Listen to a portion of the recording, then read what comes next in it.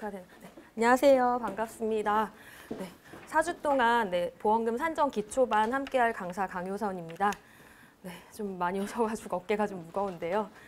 저희 시간이 그 4시간, 저는 이제 그 4시간을 이제 기본으로 사실은 학원에서 들어가지고 이제 4시간이라고 생각을 하고 이제 강의를 했었는데, 아까 얘기를 나눠보니까 전에는 뭐 5시간, 6시간 이렇게 강의를 했다라고 하시더라고요. 네, 사실은 제가 대학교 때 강의를 들었을 때에도 거의 일요일 날 나오면 거의 한 7시간, 8시간 강의 연강이었던 것 같아요. 한 과목 이렇게 해서. 근데 거의 다 4시간으로 통일이 어떻게 됐는데, 그래서 서두에 많이 말씀을 못 드리고 시간이 아까우니까 그냥 본론으로 들어가려고 이 얘기를 좀 드렸고요.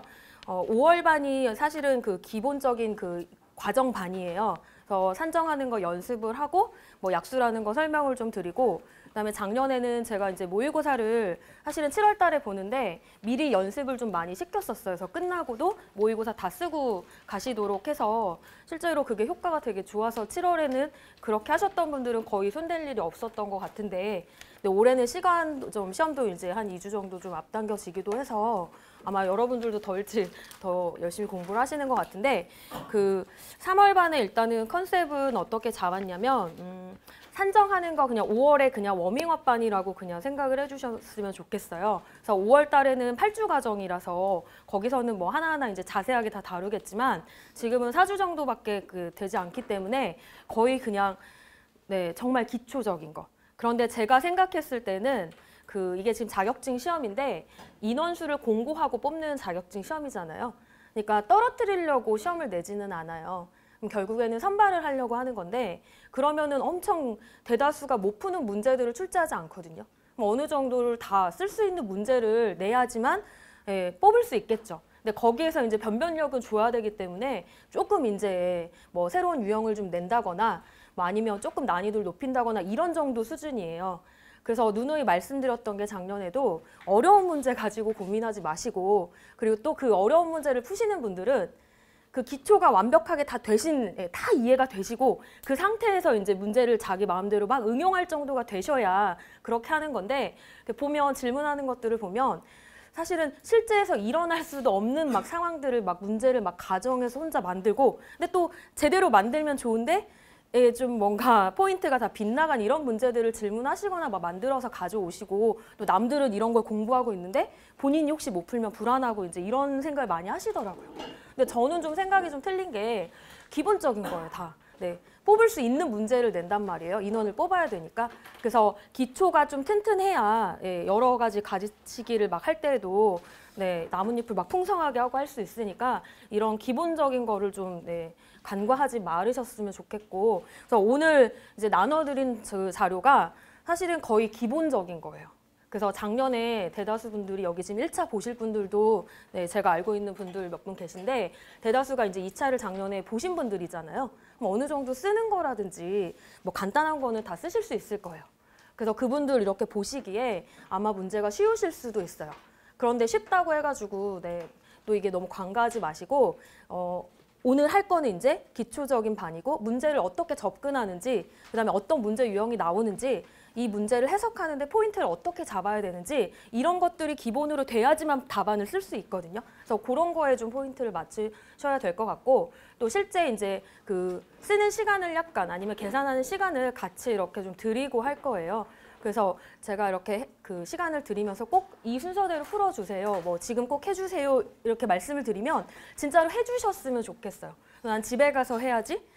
또 온라인 강의 들으시는 분들은 더 이게 좀 힘드시단 말이에요. 그래서 제가 5분 동안 풀 시간을 드릴게요 하면 정말 딱 끊고 5분 딱 시간 재가지고 풀고 다시 강의 켜고 이런 식으로 같이 꼭 이렇게 작성을 해주셨으면 좋겠고, 이게 이제 다 되시면 어느 정도 이게 돌아가는 거라든지 감이 좀 오실 거예요. 그러면 5월 달에는 이게 지금 큰 틀을 이렇게 먼저 본 거거든요. 그럼 5월 달에는 다시 이제 세부적으로 들어가서 보면 못 봤던 것들도 다시 또 보일 수도 있고, 거기다 살 더 붙일 수도 있고 하는 거니까 지금 반은 이제 전체적인 거를 기초적인 거이지만 전체적인 틀 보는 거라고 생각을 해주셨으면 좋겠어요.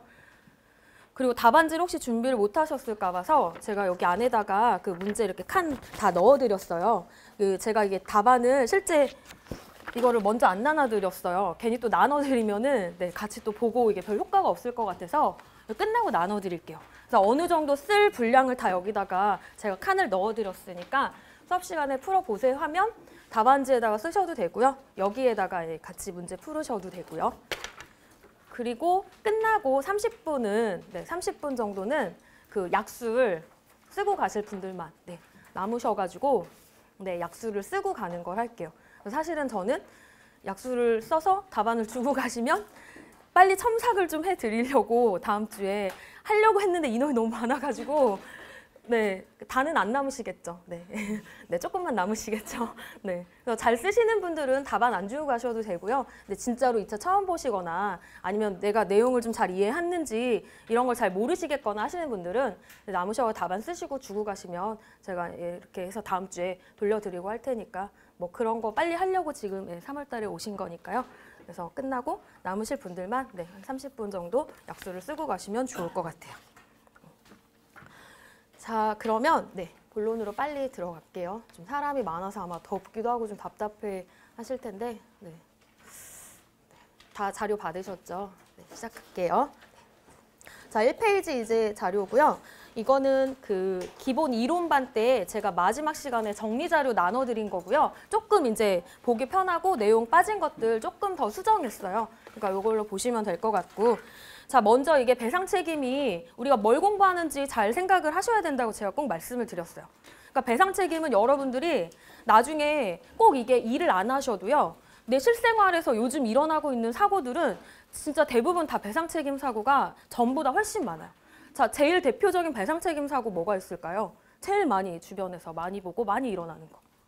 자동차 사고, 배상 책임이잖아요. 내가 남을 다치게 했을 때 내가 가입한 보험회사에서 보상해 주는 거, 요거잖아요. 근데 이게 배상 책임 보험이 우리나라에서는 사실 시장 영역이 굉장히 시장 점유율도 되게 작고 이게 인식이 왜 그런가 이렇게 봤더니 보통 개인보험이라든지 사망보험 이런 것들은 내가 나를 위해 가입한다라는 생각이 커요. 그래서 미리미리 대비라는 생각이 큰데 이 배상 책임은 내가 조심하는데 내가 설마 남을 죽게 하겠어? 다치게 하겠어? 이런 생각을 깔고 있기 때문에 보험 자체를 가입하지 않아요.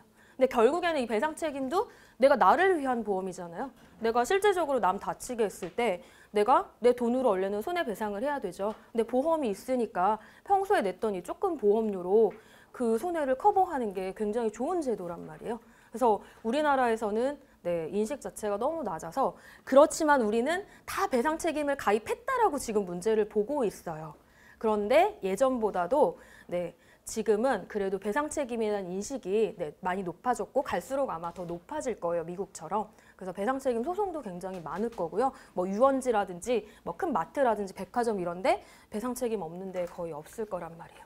그래서 우리는 실생활에 일어날 수 있는 정도를 생각을 하고 그런 것들이 사실 보험회사에다가 다 접수가 된단 말이에요. 그러니까 문제 나오는 것들은 진짜 시중에서 일어날 수 없는 거, 그다음 출제자분들이 못 본 거, 막 이런 것들 낼 수 없단 말이에요.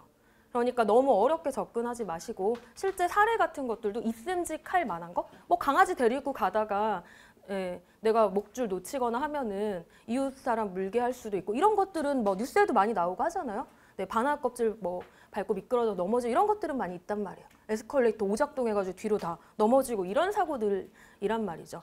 그러니까 쉽게 접근을 하셨으면 좋겠고, 자 그러면 이제 배상 책임 보험의 이제 플로어를 조금 설명을 복습이에요. 간단한 복습이에요. 좀 잘 공부를 하셨는지 이제 본인 스스로들 점검을 하시는 거죠. 자 어디에서 출발을 했냐면 다 배상 책임 보험을 가입했다라고 이제 전제 조건을 까는 거죠. 누가 가해자가요. 내가 평소에 내가 남을 다치게 할 수도 있었기 때문에 있을 수 있기 때문에 내가 나를 위해서 보험에 가입해놨다. 그게 배상 책임 보험이죠. 그런데 우리가 공부하는 배상 책임은 내가 개인이 일상생활 중에 지게 되는 배상 책임 리스크도 있지만 대부분은 다 영업하는 사람들의 포커스를 맞춰달라고 말씀드렸어요. 가게 하는 사람, 백화점 하는 사람, 뭐 그 사업하는 사람, 의사 이런 사람들. 그래서 대부분은 다 영업 배상 책임 보험이에요. 자 그러면 운영을 하던 중에 리스크들이 굉장히 다양하단 말이에요. 손님 다칠 리스크, 뭐 환자가 다칠 리스크 이런 것들이요. 자 그러면 내가 의료과실이라든지 나의 영업상의 부주의로 우리 손님을 다치게 해요. 자 그러면 보험회사에다가 그러려고 보험을 가입한 거잖아요. 그럼 보험금 청구하려고 봤더니 제일 중요한 건 보험자와 나는 계약 관계잖아요. 그럼 계약 관계는 어디에 구속력, 어떤 걸 가지고 구속이 되냐면 약관이란 말이야, 약관. 약관에 어떤 경우 보상해주고 보상해주지 않고 얼마큼 보상해주 이게 다 약관에 나와 있어요. 그러니까 배상책임보험 약관을 봐야겠죠. 그런데 우리가 이 배상책임이 굉장히 종류가 많지만 다 결국에는 보상하는 건 똑같다라고 말씀드렸어요. 자, 외우셨던 거. 네, 이제 막 대답을 하셔야겠죠. 뭐가 있을까요? 어떤 경우 보상해주죠? 약관에서? 제일 중요한 이제 대상이 나와야 되죠. 누가? 피보험자가. 뭐 보험기간 중에 이런 건 당연한 거고요. 그 다음 중요한 건요? 네, 제3자. 그러니까 다른 사람을 어떻게? 네, 그냥 배상 책임 질 게 아니죠. 법률상의 배상 책임을 지게 하면, 그죠? 법률이 중요하다고 말씀드렸어요. 법률상 배상 책임을 지게 함으로써 내가 입은 리스크를 보험회사에서 보상한다였잖아요. 그래서 요거는 많이 쓴단 말이어서 꼭 외워달라고 말씀드렸고, 자 그러면 법률상의 배상 책임이 뭔지를 이제 봐야 된단 말이에요. 그 법률은 뭘까요? 사람이니까 다 민법 규정이란 말이에요. 거기에 이제 일부 특별법이 나온단 말이에요. 그래서 대부분은 다 민법이에요. 그래서 우리 공부했던 게 책의 순서도 이렇게 보시면 처음에 리스크가 어쩌고 많다라고 설명을 드렸고 그다음 법 파트가 나왔어요. 그리고 제일 먼저 민법에 대한 내용이 나왔어요. 뭐 390조, 750조 특수불법행위 나왔고 그 다음에 일부 특별법 나왔어요. 뭐 있었을까요? 특별법. 제조물 책임법 하나랑 환경오염과 관련된 거 요거 있었고요. 특별법은 아니지만 하나 더 있었어요. 특수한 유형의 불법행위, 의료가후 책임 이렇게 나왔었어요. 그래서 사실은 약수를 쓰려고 그 구체적인 내용을 공부했던 거죠. 성립 요건이라든지 과실, 무과실 책임주의가 뭐였는지 이런 것들은 약수를 쓰기 위해서 더 구체적으로 들어갔던 것뿐이고 사실은 계산 문제를 풀려고 할 때에는 그거 몰라도 다 가해자가 피보험자가 잘못한 것처럼 다 문제 주어지기 때문에 몰라도 사실 문제를 못 풀지는 않아요. 자 그러면 피보험자가 그러한 민법이라든지 특별법에 따라서 법률상 책임을 지게 되면 그냥 보상해 주나요? 아니죠. 하나 더 봐야 되잖아요. 뭐 봐야 될까요? 면책상 살펴봐야 되겠죠. 뭐 보험 기간 내 사고인지 담보 기간 중 뭐 담보 기준이 뭔지 이런 거는 당연한 거고요.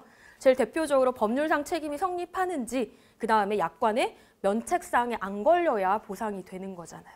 그래서 우리 그 다음 파트는 약관 살펴봤었어요. 그래서 실질적으로 약관에서 뭐 규정이 어떻게 되어 있는지 보통 약관 다 약술 나오는 내용들이었고요. 그리고 거기 중요한 내용 중에 하나가 지급보험금 산식이 있었어요. 법률상 손해배상액을 그죠? 공제금액이 있으면 빼고 그거를 계약자가 설정한 한도액 내에서만 보험회사에서 보험금으로 주겠죠. 요거였단 말이에요. 그러면 일단은 이 큰 틀을 잘 기억을 하시고 같이 그 자료 보셔도 되고요. 네, 여기 칠판에 제가 똑같은 거 그냥 강의하기 편하게 가지고 온 거니까 기억 이렇게 하시면 돼요. 자, 결국에는 기억만 하시면 안 되고요. 이거를 말로 하실 수 있어야 되고요. 말로 하신 거를 결국엔 여러분들 나중에 쓰셔야 되는 게 더 중요한 거죠. 그러니까 많이 연습을 하셔야 되는 거죠.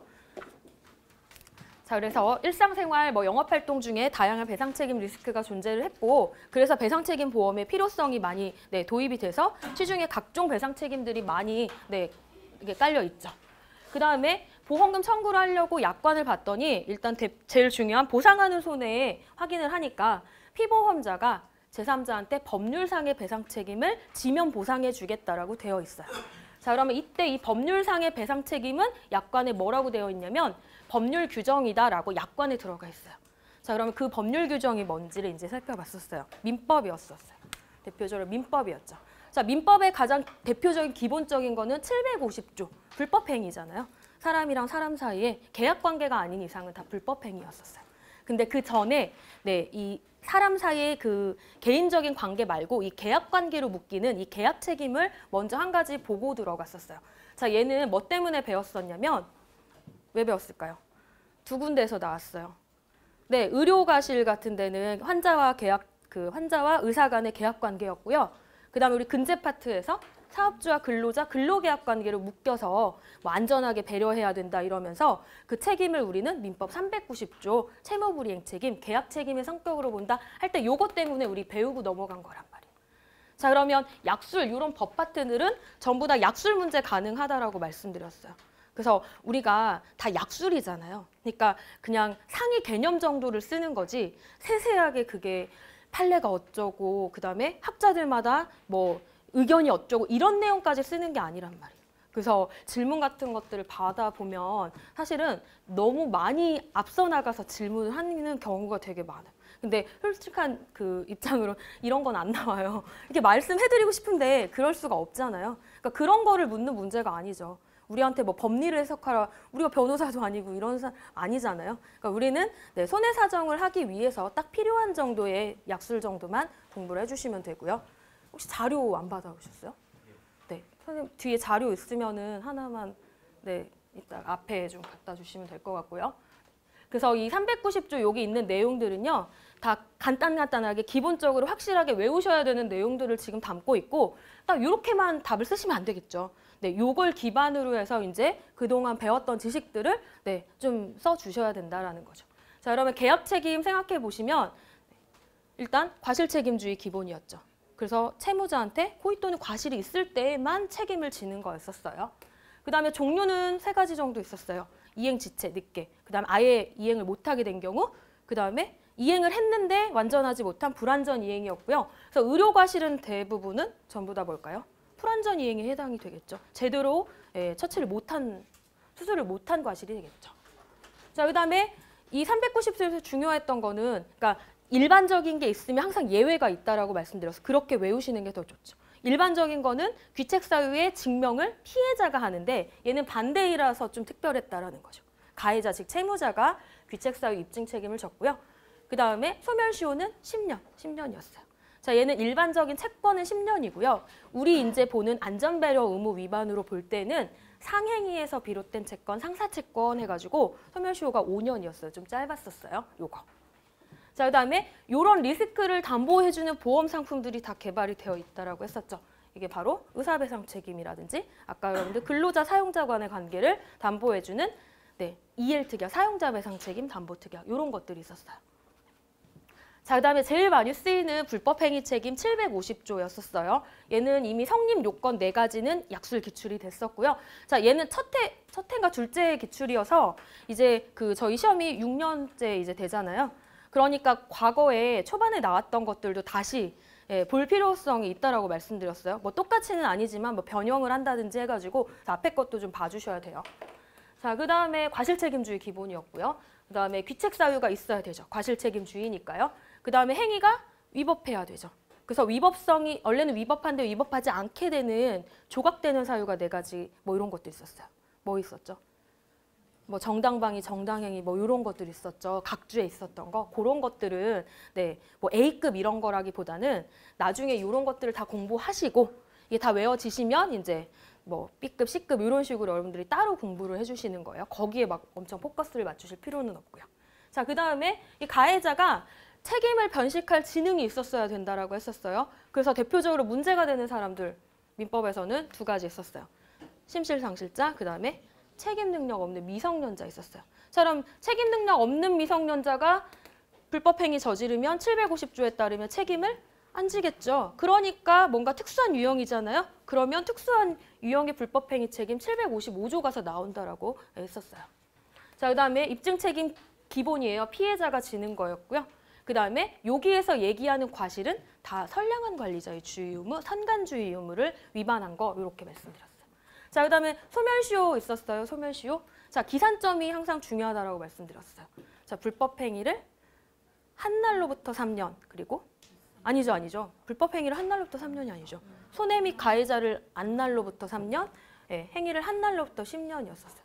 자, 요거 기출 나왔죠. 약술. 작년에. 요거 3년짜리 쓰는 거랑 그다음에 그 근제 파트에 EL특약에서 그 소멸시효 있었어요. 그거 같이 결합해서 쓰는 약술 기출 문제가 나왔었어요. 네. 그다음에 요런 불법행위 책임을 담보해주는 특약은 뭐 시설 소유자 특약 외에 뭐 다 기본이니까 예, 많이 있죠. 자, 그다음에 네. 같은 불법행위긴 불법행위인데 이 750조에 좀 특수한 유형이에요. 뭐 성립 요건이 조금 틀리다든지 뭐 일부 뭐 좀 특징 같은 것들이 있는 애들이 전부 특수불법 행위에 들어가 있었고요. 이거 6가지 쓰는 거는 예, 약술 기출이 됐었고요. 자, 그러면 각각 하나씩 뭐 나눠가지고 쓰는 이런 것들은 가능하다라고 말씀드렸고 그중에 755조는 지금 약술 기출이 나왔었거든요.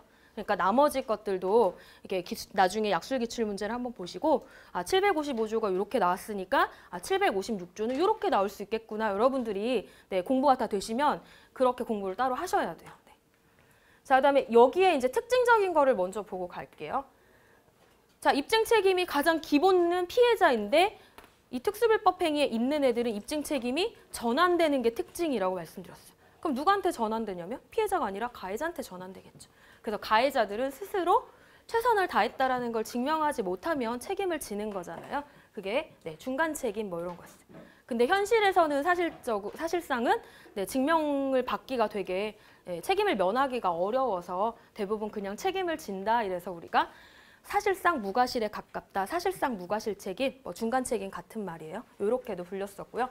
다 그런 건 아니고요. 그 가해자 행위 나오는 거 755조 이름 미성년자의 감독자 책임, 그 다음에 56조 사용자 책임, 그 다음에 57조는 아니죠. 네, 58조 점유자 소유자 공작물, 759조 동물 점유자 요거였었잖아요. 네 가지의 특징이었었어요. 자, 그 다음에 757조는 얘가 여기 들어가 있는 이유는 도급인하고 수급인 관계에서 네, 도급인 책임 없다. 요거 주의적으로 명시해 주려고 들어가 있는 거고요. 그 다음 760조는 가해자 2명 이상일 때 둘이 연대 책임진다. 요거 피해자한테 좀 좋아지잖아요. 이런 게 특징이었었어요. 자, 그럼 이제 하나씩 이제 살펴보는 것들이 다 약술이 가능하다라는 거죠. 전부 다 이런 그 배상 책임 리스크잖아요. 이런 것들을 담보해주는 보험 상품 다 여기 옆에 적어드렸단 말이에요. 그래서 법이랑 약관이랑 항상 이렇게 같이 연결되어 있다라고 말씀드렸어요. 자, 그러면 55조에서는 요거 나왔었단 말이에요. 그 가족일배책 특약의 피보험자 범위를 쓰고 그 다음에 책임 능력 없는 미성년자의 책임 법리 뭐 이런 걸 쓰세요. 이런 약술 나왔단 말이에요. 자, 저희는 하나 더 배웠었어요. 자, 책임 능력 없으니까 대신 감독자가 책임지는 거 55조에 의해서 감독자가 책임졌고요. 자, 이럴 수도 있잖아요. 책임 능력이 있게 된 미성년자, 돈이 없어요. 그러니까 부모한테 책임을 물을 수 있는지 봐야 되는데 실제로 판례에서는 부모한테 인과관계 있으면 750조 불법행위 책임 적용해가지고 책임져라 이런 판례들이 있단 말이에요. 자, 그러면 만약에 약술 문제가 이제 예를 들어 드릴게요. 자, 755조 아까 그건 나왔다라고 말씀드렸어요. 책임 능력 없는 미성년자. 그러면 이제 이게 옛날에 나왔다라고 하면 얘를 또 내고 싶은 거예요. 그럼 어떤 사례를 들어가지고 사례를 막 설명한 다음에 이 경우에 뭐 어떻게 뭐 책임을 적용해야 되는지 그리고 이번에는 책임 변식 지능이 없는 미성년자와 책임 변식 지능이 있는 미성년자에 이거 어떻게 적용해야 되냐 이런 식으로 좀 더 확장해가지고 문제 낼 수 있단 말이에요. 그러니까 그런 식으로 공부하셔야 된다라고 말씀드렸고요. 자, 얘 담보하는 거는 뭐 자녀 일배책, 가족 일배책 이런 것들이 있었어요. 네. 자, 그다음에 56조는 사용자 책임이었고요.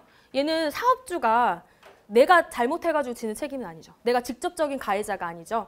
내가 내 근로자를 고용해가지고 일을 시키는 도중에 그 근로자가 남을 다치게 했을 때 내가 대신 위치에 서서 책임지는 법으로 정해져 있는 대위 책임이었어요. 법정 대위 책임. 네, 그거. 자, 그 다음에 사업주가 대신 위치에 서서 피해자한테 배상을 하게 되면 사업주 입장에선 돈이 나가죠. 그러면 그거를 피용자한테 사망해보며 구상권 행사할 수 있다라고 되어 있는데 우리 법에는 그 어디까지 어떻게 해야 되는지는 안 나와 있죠. 그럼 판례를 봐야 되겠죠. 판례에서는 제한적으로 뭐 고의라든지 이런 내용 아니면 상당히 제한적으로 행사할 수 있다 이렇게 나왔었어요. 그러면 이제 이런 판례 내용들 쓰는 거란 말이에요. 네, 약술 문제. 그래서 이런 거 담보해주는 대표적인 건 시설 소유자 특약이잖아요. 자, 그다음에 57조 도급인에서는 도급인 책임 없다 요거였고요. 거기에 단서 조건이 있었어요. 단, 중대한 과실이 있으면 당연히 도급인도 책임지겠죠. 자, 그러면 실무에 적용시키면 실무에서는 노무도급이라는 형태로 일이 많이 이루어지는데, 그죠? 그때에는 어떻게 될까요? 네, 그 도급인하고 밑에 일반인 수급인의 관계가 도급인이 다 지시하잖아요. 감독하고. 그러면 사용자, 근로자 이 관계처럼 보여지니까 아까처럼 756조 사용자 책임 적용해가지고 판결이 많이 나오고 있었어요. 그래서 이런 거와 관련 있는 특약이 바로 도급업자 특약. 그다음 노무도급 이런 형태와 관련 있는 거 발주자 미필적 특약 이런 것들이 있었어요. 그래서 이런 것들도 사실은 도급업자 특약과 발주자 미필적 특약에 대해 약술하세요 이런 것도 가능하지만 각각 도급업자 특약과 요 책임 법리와 결부해서 그다음에 발주자 미필도 요 뭐 노무도급 이런 판례 형태와 결합해가지고 내는 이런 문제들도 가능해요. 그래서 예전에는 약술 문제 형태가 단지 뭐뭐에 대해 그냥 쓰세요 이런 거였다면 아까처럼 약관의 내용도 쓰고 법리는 어떻게 되는지 이렇게 같이 결합한 형태 이런 것들 많이 나오고 있더라고요. 네. 자, 그다음에 758조에서는 중요했던 게 가해자가 2명 나왔어요. 점유자랑 소유자였고요. 자, 일단은 얘는 책임을 논하기에 앞서서 전제 조건이 있었어요. 네, 아까 전에 우리 과실이었잖아요. 다 고의과실이었는데 얘는 고의과실이 아니에요. 하자예요, 하자. 공작물의 설치상 하자 또는 보존상, 보존을 제대로 못한 과실이 있을 것, 하자가 있을 것, 이게 전제 조건이고요. 이게 있다면 1차적으로는 점유자. 대신에 점유자는 어때요? 자기가 열심히 최선을 다했다라고 주장해서 증명하면 책임 면할 수 있죠. 자, 그러면 두 번째로 2차적으로 그 경우에는 소유자는 어쩔 수 없이 책임져야 되는 거죠. 그래서 이것도요. 이렇게도 낼 수 있어요. 자, 점유자고 소유자 책임에 적용되는 책임 법리에 대해 약술하세요. 뭘까요? 뭘 얘기하는 걸까요? 네, 무과실 책임이냐? 상대적 무과실 책임이냐? 요거 얘기하는 거예요. 네, 이거. 자, 그다음에 59조는 뭐 큰 내용 없으니까 동물 점유자 중간 책임이다 요거고요. 자, 760조는 사례 문제 형태로도 가능한 문제죠. 자, 피보험자가 틀린 사람이 각각 2명 있어요. 각각 과실이 있죠. 피해자는 1명이에요. 그러면 공동불법행위자 되는 거잖아요. 그럼 이 공동불법행위자는 760조에서 같이 연대해서 책임지는 거죠. 자, 그럼 피해자는 어떻게 해요? 가해자한테 각각 가해자 50% 받고 50% 받고 이렇게 잘 안 하잖아요. 그러면 1명 정해가지고 전액 가서 다 받죠. 그러면 어때요? 나머지 서로 둘 간의 구상권은 자기들이 알아서 행사하는 거죠. 그래서 실무에서도 피해자는 한 군데에다가 직접 청구권으로 다 해서 돈을 받고요. 나머지 보험회사들끼리 구상권 행사하는 거죠. 그래서 구상팀 이런 데가 따로 있잖아요. 이런 내용들은 좀 알아두시면 좋을 것 같고요. 사례도 가능하고요. 그다음에 판례의 내용이 지금 말씀드린 게 구상권 행사 가능하다 이런 건 다 판례상의 내용이에요. 그래서 간단하게 약술할 정도로 이런 것들 직접 써보셔야 돼요. 하셨고. 자, 그다음에 그럼 민법은 다 봤어요. 자, 그러면 특별한 형태, 특별법. 자, 특별법 되게 많은데요. 그중에 우리 이제 보험과 관련 있는 거 대표적으로 추려보니까 요거 2개 나와요. 최근에 봤더니 이 환경오염 같은 경우에는 예전에 이게 그 리스크가 되게 높을 것 같아가지고 보험회사들이 이게 의무보험이잖아요. 그러면은 상품을 팔아야 되잖아요, 보험회사에서. 그러려면은 이제 착수를 하고 이래야 되는데 그 시장에 뛰어든 보험회사가 몇 군데 없었어요. 근데 최근에는 그 S사? 네.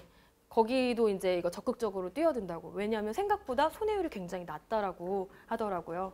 그래서 이게 블루오션이다라고 이제 생각해서 뭐 뒤늦게 뛰어들고 뭐 이런 회사도 있다라고 하더라고요.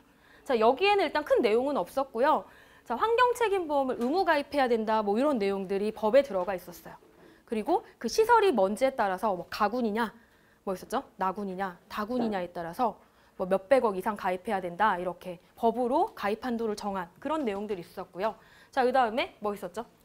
인과관계를 추정하겠다는 조항.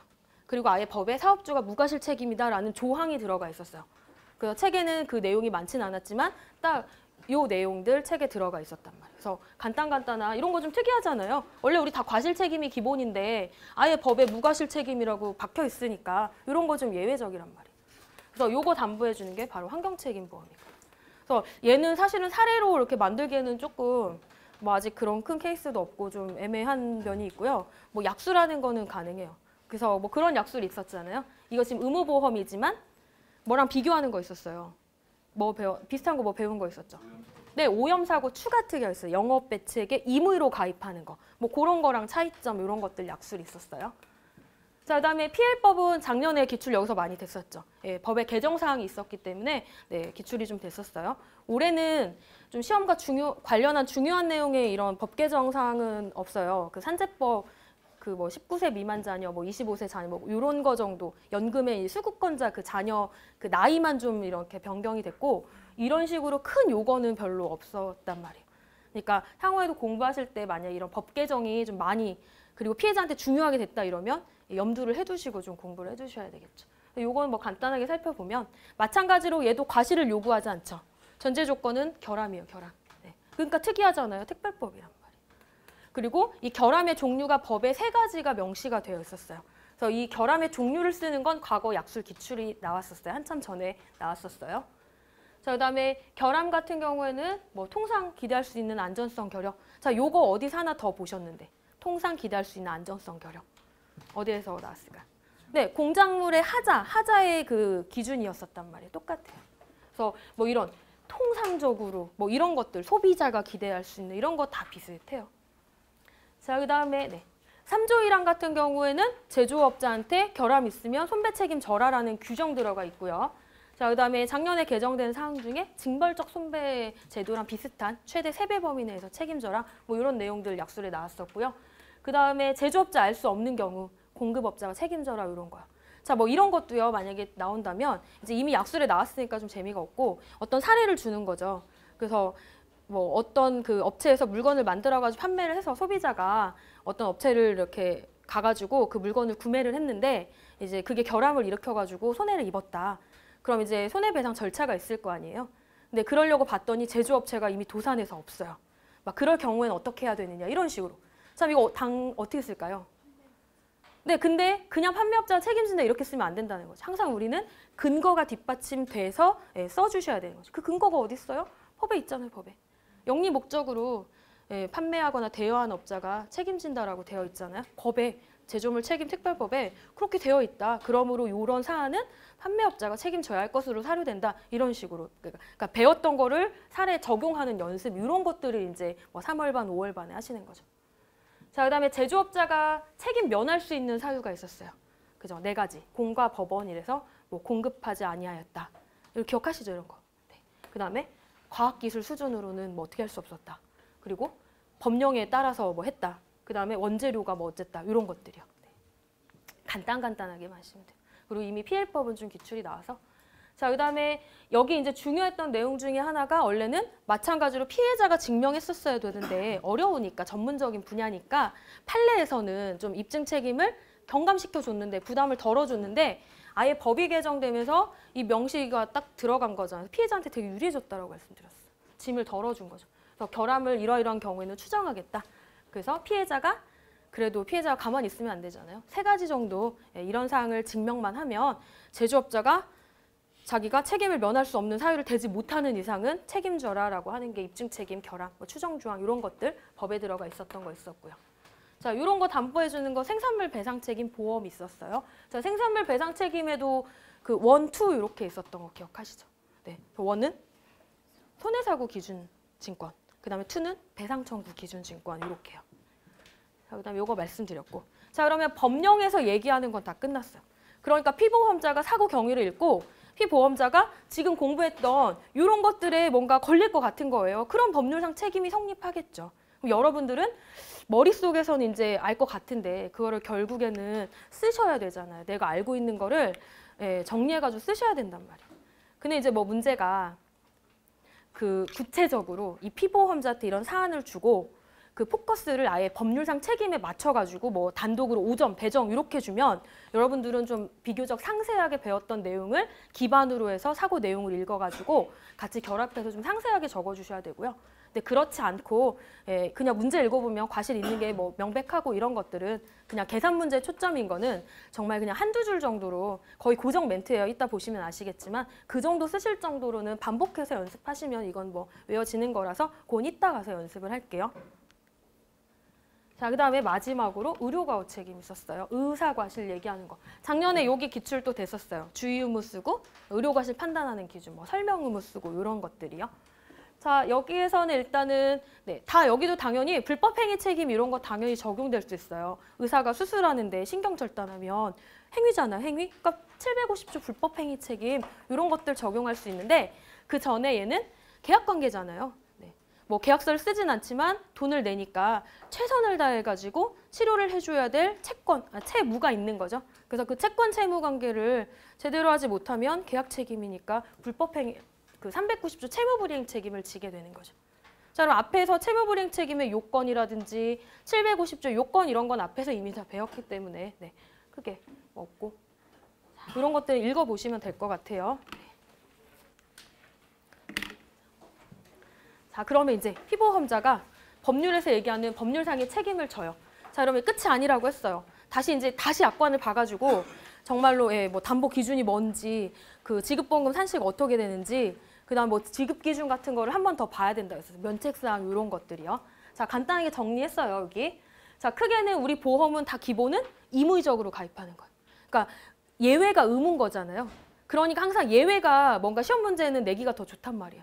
실제에서 의무 배책은 별로 크게 교통사고는 뭐 예외로 하고 맨날 가스 폭발 나고 이런 거 자주 안 나잖아요. 그러니까 사실 잘 없어요. 근데 시험 문제 내기가 좋은 게 다 기본적인 게 의무인데 의무니까 뭔가 특별히 규정이 있단 말이에요. 그러니까 그런 것들이 시험 문제 내기가 좋다라고 말씀드려서 이미 이 의무 부분은 뭐 다수 기출이지만 해마다 기출되고 있기 때문에 또 모르니까 계속 여러분들은 의무는 준비하셔야 되고요. 나머지 의무 배책인데 얘네들 종류는 많지만 보상하는 손해 똑같다라고 말씀드렸고요. 담보 기준 같은 거 적용하는 거 다 똑같잖아요. 그리고 중요한 보험금 지급하는 산식이 똑같아요. 그러니까 보험이 그 시험 문제에 내가 설사 모르는 보험이 나왔다라고 해가지고 뭐 걱정할 필요가 없는 게 보상하는 손해 똑같아요. 그리고 보험금 산식이 똑같다라는 것만 기억하시면 돼요. 자, 여기도 간단하게만 보고 넘어가시면 자, 영업배상 책임 보험이 가장 대표적으로 많이 가입을 하는데 그 보험의 특징은 다 보상하는 내용이 구체적 특약에 기재가 돼 있잖아요. 그래서 보통약관 플러스 내가 필요한 특약만 가입하면 되는. 그래서 시소유 특약, 보통약관 이런 식으로요. 그런 거. 그래서 학교 경영자 특약에서는 뭐 개념 같은 것들 정의가 약관에 있어서 요거 기출됐었고요. 그다음에 시설 소유자 특약 이런 거는 실무에서도 사실 제일 많이 쓰이는 거라서 예를 들기도 좋고요. 예, 뭐 약술 간단한 거 나오기도 괜찮고요. 그리고 면책사항 같은 것들도 다 비슷하죠. 보통약관은 똑같고 그다음에 특약들도 봐도 다 비슷하단 말이에요. 그래서 그중에 좀 특이한 것들 그리고 면부책 가리기 좋은 것들 말씀드렸어요. 근로자 면책 뭐 이런 것들이요.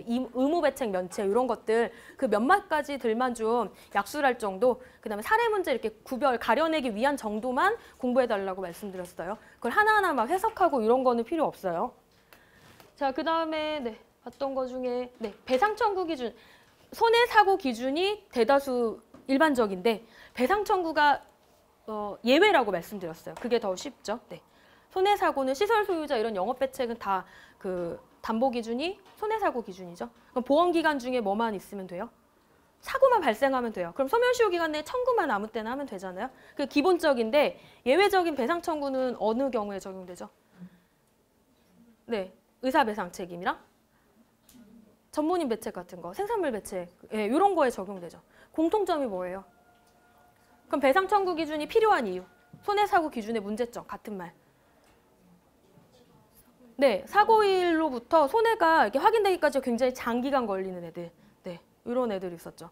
그리고 사고가 언제가 이게 났는지 불확실한 애들 있잖아요. 약 계속 먹는데 이 약 어느 약 때문에 그런지 모르는 경우 있잖아요. 그래서 사고 일자가 불분명한 경우나, 그다음에 사고가 발생했는데 손해가 나타나기까지가 장기간 걸린 애들, 그런 애들이 전부 다 손해사고 기준으로 담보하지 못하니까 배상 청구 기준이 도입됐다라고 말씀드렸어요.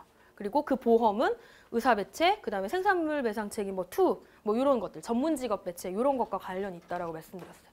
자, 그럼 이런 담보 기준을 쓰세요. 이런 거 약술의 기출 이미 됐죠? 네, 됐어요. 2번이나 기출됐어요. 그래도 또 모르죠. 네, 뭐 배상 청구 기준 증권의 필요성에 대해 약술하세요.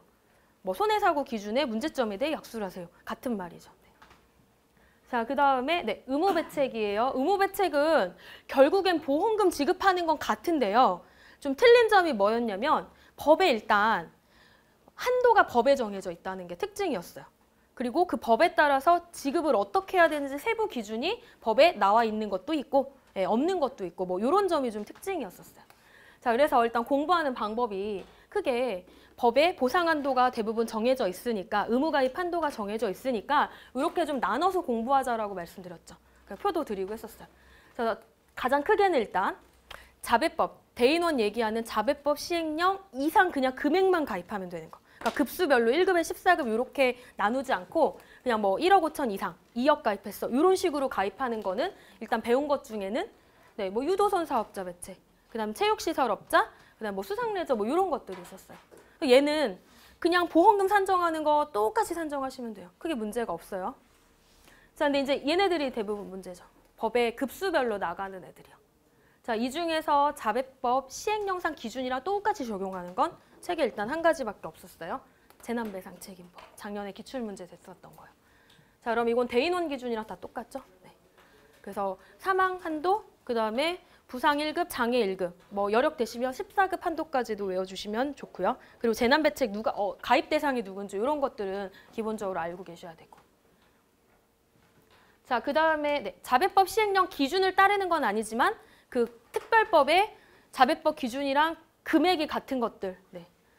종료 신배책 특약밖에 없었어요. 신배책, 화재배책 중에 신배책 특약이요. 예, 1억 5천이었죠, 장애. 그리고 요 보험 특이한 점이 있었어요. 특징.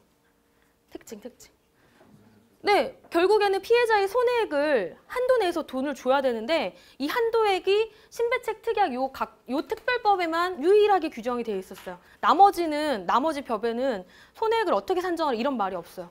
그래서 우리 그냥 민법에서 배웠던 위자료 얼마 주고 이렇게 산정했는데 이 신배책 같은 경우에는 이 법에 사망할 때는 일시수익이랑 장례비 주고 그다음에 장례 취업 가능 기간만 곱해라. 중간이자 공제하지 말라. 이런 내용이 있었죠. 네, 그게 그래서 특이하잖아요. 얘만. 그러니까 시험 문제 이미 나왔단 말이에요. 그러니까 공부를 할 때도 뭔가 이렇게 요령이 좀 있어야지 사실은 이게 자격증 시험은 네, 좀 패스하기가 좀 용이해요. 자, 그 다음에 똑같이 나가는데 한도가 틀려진 애 있었어요. 사망 1억 한도 주는 애는 화배책 중에 다중이용업소 배책. 작년에 네, 다중이용업소다라고는 안 나왔고요. 무슨 장기 재물보험에 뭐 화재 폭발을 담보한다 이랬어요. 읽어보면은 다중이용업소 얘기하는 그런 보험이었었어요. 자, 그 다음에 사망 8천짜리는 옛날에 사고 나고 큰 사고 없었던 애들. 가스 폭발, 그 다음에 청소년 관련한 애들 있었잖아요. 네, 이런 애들이 있었어요. 그래서 이렇게 각각 표 있는 것처럼 좀 일단은 한도를 좀 나눠서 공부를 해주셔야 되고요. 자, 그다음에 공통점. 그래서 지급을 어떻게 하냐. 말씀드린 대로 피해자의 손해액을 산정해가지고 그거를 보험회사에 청구하니까 가입한 한도 내에서 보험금 지급한다 요거였단 말이에요. 실손액 산정. 네. 그리고 대다수 급수별로 들어가 있으니까 그 한도가 우리 임의배상 책임에서처럼 그냥 1인당 1억 이런 게 아니라 사망이면 뭐 1억, 사망이면 1억 5천, 부상 1급이면 3천, 뭐 1,500 이런 식으로 급수별 한도 내에서 주는 거 이런 거 하는 거 다 똑같단 말이에요. 자, 근데 예외가 있다라고 했었어요. 얘가 기본인데 예외. 아까 신배책 특약. 그 다음에 가스 배책이 아니라 가스 배책 중에 LPG 소비자 보장 특약. 네. 가스 배책과 소비자 보장 특약은 틀린 애죠. 네. 소비자 보장 특약만 네, 예외예요. 그러니까 작년에 일단 LPG 소비자 보장은 작년에 그 산정 기출 문제 나왔어요. 약술 기출도 나왔고요. 자, 그 다음에 네. 중요했던 건 이제 산정 요소들 보는 거예요. 요소들. 일반적인 거랑 좀 틀린 애들. 자, 이게 대부분 급수별로 따라가잖아요. 그러면 다쳤는데 어떻게 한 부위만 다치겠어요. 뭐 팔도 다치고 다리도 다치고 뭐 이런 경우. 그다음 치료하다가 사망하고 뭐 치료 받았는데 장애 남고 이제 이런 경우들의 세부 지급 기준이 있었단 말이에요. 자, 먼저 팔 다치고 다리 다치고 이거를 병급한다. 뭐 부상 병급, 장애 병급 이렇게 표현해 드렸었어요. 자, 얘 뭐랑 헷갈리시면 안 될까요? 2급에 11급 이런 거. 네, 뒤에 근제 파트에 가가지고 재해보상에서 5813급 그거랑 헷갈리시면 안 된다라고 했었어요. 자, 얘네 부상에서 일단 1급에서 14급까지 규정 중 2급에서 11급까지 그리고 하위 3등급 이내로만 중복됐을 때 플러스 1등급 해주는 거였어요. 플러스 1. 그 다음에 장애 같은 경우에는 그런 내용 없어요. 그냥 중복되면 한 등급 상향. 요거는 모든 의무 배책 급수별로 나가는 거에 다 공통점이었었어요. 그렇죠? 자, 그 다음에 네, 요거 세 가지. 작년에 요거 가지고 기출 나왔거든요. 작년에 사례 문제는 요거 나온 거예요. 네, 요거 병급하는 것도 나왔고 요거 나왔어요. 일단 치료를 받다가 치료가 잘 될 줄 알았는데 사망한 경우죠. 그러면은 일단은 단순하게 생각해가지고 발생된 치료비는 치료비대로 주고 사망했으니까 사망 산정해가지고 보험금 주면 되죠. 네, 그거잖아요. 자, 근데 차이점이 있었어요. 이 많은 배책들 중에 재난배책만 자배법 기준이라 틀린 애였고요. 나머지 얘네들은 다 똑같은 기준. 나중에 그 표 있었잖아요. 복습자료 노트에 그 표 얘기하는 거예요. 표. 그 표를 잘 외우시면 네, 요거 다 이해하실 수 있다고 말씀드렸어요. 자, 그 다음에 치료받고 장애 남은 건 어떻게 할까요? 치료비 주고 네, 장애 남은 거 장애 각각 주는 거죠. 요건 모든 보험 다 똑같죠. 자, 그 다음에 장애가 남을 줄 알고 장애보험금 줬는데 그 사고가 원인이 돼서 중간에 사망해요. 일단 각각 산정을 하는 거랍니다. 장애 줬으니까 사망했으니까 사망 다시 산정해봐야 되죠. 그래서 차액이 생겼으면 다시 더 줘야 되잖아요. 자, 근데 얘도 차이가 있었죠. 화재 3종 세트는 다 똑같았고요. 그 다음에 나머지 기타 배책, 그 가스 배책이랑 청소년 이런 애들은 네, 같았어요. 얘랑 이제 틀린 거였어요. 그 표 일단 이해하시고 뒤에 가면 다시 나와요. 그 다음에 작년에 이제 CGL도 계산 문제 나왔었어요. 자, 이런 것들도 CGL도 이제 배웠을 때는 예를 들면 뭐 비용 손해 같은 경우에는 여기서 중요했던 게 우리와 관련 있는 건 요 담보 A였잖아요. 신체장애, 재물손해. 그리고 B는 인격침해, 광고침해. C는 네, 치료비, 의료비 지급 조항이었잖아요. 군의 치료비랑 비슷한 거. 그 다음에 추가 지급 조항해서 서플멘터리 페이먼트에서 비용 손해 주는 거, 요거 일단은 크게 구성은 이렇게 4가지고요. 그 다음에 A 가입하거나 B 가입하면 꼭 들어가는 건 추가 지급 조항이었잖아요. 자, 그러면 국문배책이랑 틀린 점이죠. 얘는 비용 손해를 다 주는 거잖아요. 한도 액 상관없이. 근데 우리 국문배책은 나눴잖아요. 한도 액 내서 주거나 다 주거나. 자, 근데 이렇게 배웠었어요. 근데 작년에 기출을 보면 전부 다 비용들도 다 한도액을 줬단 말이에요. 그럼 어떻게 풀면 될까요? 내가 배운 건 요거예요. 한도액 상관없이 다 준다라고 배웠고 문제에서는 그 비용들도 전부 다 한도액을 다 줬어요. 어떻게 풀면 될까요? 네, 그냥 낸 대로 그 해석에 충실하게 한도액을 줬으니까 한도액 내에서 그냥 비용 나간다라고 당연히 그렇게 푸셔야 돼요. 그리고 그 강의할 때 말씀드렸지만 이렇게 판매하는 게 기본인데 네, 경우에 따라서는 이렇게 안 파는 판매 상품도 있다라고 말씀드렸기 때문에 그래요. 그래서 아, 내가 배운 거랑 완전 틀리게 나왔는데 이거 어떻게 해야 되는지를 고민하지 마시고 일단은 출제자가 낸 거를 가지고 네, 충실하게 해석을 하는 것도 네, 중요한 것 같고요. 자, 그 다음에 요건 뭐이죠? 인슈얼드 컨트랙트. 네, 계약상 가중 책임을 원래 우리 전부 다 보험회사 면책으로 하고 있었어요. 그죠? 우리는 왜 그럴까요? 왜 계약상 가중 면책이죠? 아니죠. 약관에 법률상 책임만 담보한다라고 돼 있잖아요. 아까 우리 제일 처음에 봤잖아요. 법률상 배상 책임을 담보한다라고 했었잖아요. 그리고 약관도 확인해 보시면 아시겠지만 계약상 가중은 제외한다로 돼 있단 말이에요. 다 면책사항에 들어가 있었어요. 이거는 국문이든 영문이든 다 똑같아요. 그런데 예외적으로 네, 뭐 법률상 책임이랑 법률상 손해배상이랑 비슷하거나 아니면 그 일반적으로 보통적으로 널리 이렇게 통용되어 있는 이런 거에 한해서는 네, 보상한다라고 되어 있잖아요. 그리고 특히나 영문배책에서는 규정해놨어요. 몇 가지, 한 7가지 정도. 대표적인 거 뭐 있었을까요? 이제 이런 것들 외우셔야 약수를 쓸 수 있겠죠. 시설의 임대차. 또 뭐 있었죠? 네, 철로부설 사용계약. 뭐. 또 뭐 있었어요? 네, 승강기 보수계약. 이런 것들 한 7가지 있었단 말이에요. 네, 그런 것들을 이제 여러분들이 사실은 그 11월 공부하신 분들은 지금까지 계속 복습이잖아요. 그런 것들을 이렇게 튀어나올 수 있을 정도로 외우셨어야 이제 약수를 쓸 수 있죠. 네, 요거 얘기하는 거예요. 그래서 각각 중요한 핵심적인 내용들 여기 표 요약해놨어요. 자, 그럼 이제 약관까지 다 봐가지고 면책사항에도 안 걸리고요. 지급기준도 다 확인했단 말이에요. 그러면 일단은 보험금을 줘야 되잖아요, 보험회사가. 자, 보험금 어떻게 주냐면 여기 아니죠. 네, 1배책 하나만 더 보고 갈게요. 자, 지금까지는 다 영업활동이었고요. 이제 개인 일상생활에 지는 책임은 1배책이잖아요. 종류는 보상하는 손해는 같죠, 일단. 공통점은 보상하는 손해가 같고요. 틀린 점이 뭐죠? 이 3가지 중에서. 이 3가지의 틀린 점. 피보험자의 범위, 네, 대표적으로. 그리고 면책사항도 사실 비슷한데 일부 틀린 점이 있었어요. 그런 식으로 일단은 크게 기억을 하시고. 자, 그래서 얘는 장기 손해보험 같은데 특약 형태로 들어가는 게 특이했었고요. 그다음에 보상하는 손해 같고요. 일상생활 중 사고와 또 뭐 있었을까요? 네, 보상하는 손해. 증권에 기재된 네, 주거용 주택. 꼭 증권에 기재돼야 되죠. 주거용 주택이어야 되죠. 그래서 주택의 소유 사용 관리에 기인한 거. 그리고 일상생활에 기인한 손해 이런 거잖아요. 똑같은 점이었고요. 그다음에 피보험자의 범위. 1배책의 피보험자가 몇 명이었죠? 2명. 그 다음에 가족 1배책은 4명. 그 다음에 자녀 1배책이 네, 이런 것도 외우실 때 책으로 공부하셨으면은 그런 순서를 기억하셔야 돼요. 막 떠올리실 때. 그러면 1배책, 그 다음 책에 나왔던 게 가족 1배책, 그 다음 자녀 1배책이잖아요. 그럼 2명, 4명, 2명. 뭐 이런 식으로 본인만의 이렇게 암기 방법이 좀 있으셔야 돼요. 그런 거. 그 다음에 친족난 책상 이런 것들 마지막 시간에 정리해드렸던 거 좀 특이한 점 있었어요. 자, 그래서 이렇게 약관에 아무 문제가 없어요. 그러면은 뭘 해야 되냐면 일단은 피보험자가 피해자한테 돈을 줘야 되잖아요. 예, 피해자가 손해액이 얼마인지 결국에는 그 손해액이 피보험자의 손해액인 거죠. 자, 그러면 요것들도 저 여기까지만 하고 쉴게요. 네. 이 손해배상액 산정할 때에도 우리 범위라든지 방법 이런 것들 다 이제 법 규정 봐야 되잖아요. 그러면 통상손해가 뭔지 모르지만 통상손해를 한도로 한다라고 되어 있고 그다음에 특별한 손해는 어떻게 됐었죠? 네, 채무자가 예견 가능성이 있었을 때 하나 예외적으로 인정한다 이렇게 되어 있어서 사실은 우리 시험 문제에 특별 손해까지 내기는 좀 쉽진 않고요. 통상 손해 같은 것들이 요거라라고 말씀드렸어요. 그리고 당연히 돈으로 주니까 우리 금전 산정하고 있죠. 자, 그다음에 이런 손해배상액을 산정할 때 공통으로 고려돼야 할 사항 3가지 있었어요.